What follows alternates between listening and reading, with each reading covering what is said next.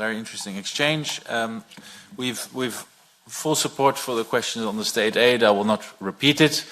As you know, there was a lot of talk about money, but I think there is also a big sort of elephant in the room, which is the bottleneck of regulation and complexity of regulation, which has to do with permitting and the way sort of European legislation exponentially sort of works down the food chain to the ground and actually blocks building projects on the ground. Now you've made proposals on large energy projects, I believe, when it comes to the permitting, the length of the permitting procedures. Now it depends very much if member states have specific legislation in place to sort of limit those permitting procedures. Is it something we can expect in terms of an approach for everything that has to do with building? Because this is a massive bottleneck. It has nothing to do with money. There are people there with money. There are builders there ready to build.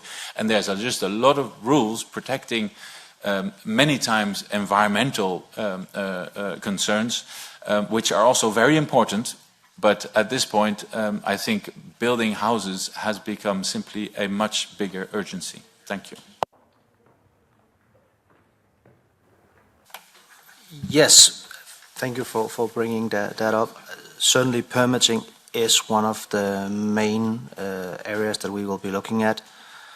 I very much agree with you that, of course, this is not something that we will do on the expense of our nature or environment. We need to take care of that. But just as we are now in the process of doing it with regards to energy projects, it is my clear impression that there will be room to rationalize these procedures.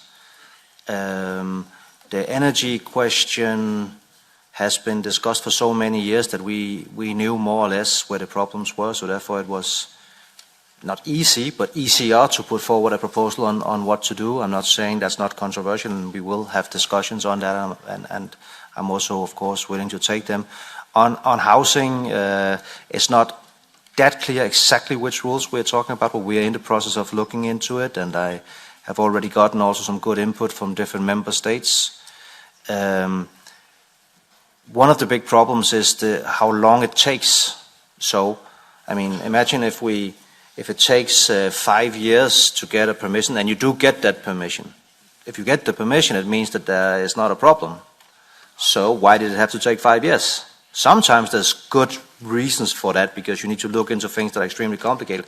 But I'm also assuming that a lot of it has to do with the lack of focus and too much red tape. So thank you again for raising it. I know that many of you in this House are very committed to that specific question, so we will keep discussing it and finding solutions.